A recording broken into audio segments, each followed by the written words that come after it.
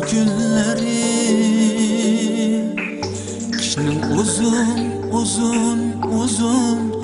uzun tünleri, gün çıraklık nuru çağlık kona öyimiz. Mening canıma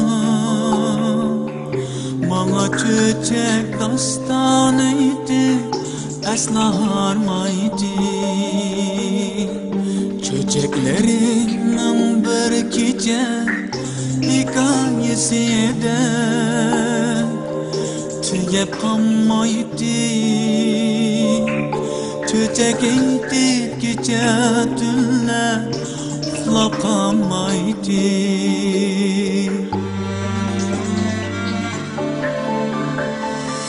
Mama meni kucağıdın, bağrıdaki ucağıdın düşürmeydi.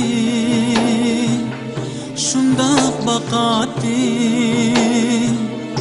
lavulduğan yüreğine mehkem yakatı. Men momamның kucağıda uxlab qaladım, uxlab qilib kucağıda tushlar ko'radim. Mening momam tushlarimga farishta bo'lib kuchib kiradi. Jon momamni hamma odam farishta deydi.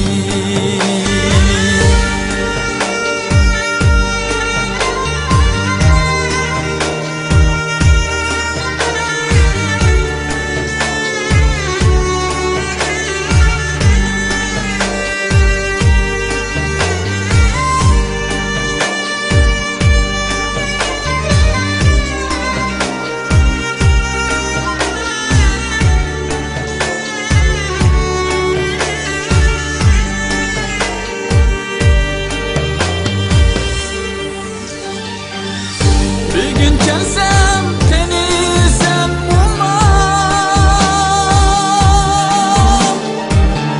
örülüp dur öyün utamam, örülüp dur öyün utamam,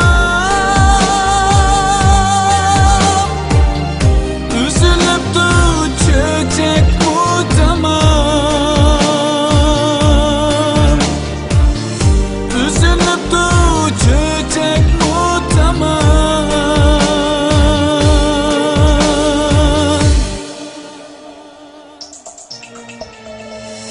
Bugün gelsem beni sen olmam,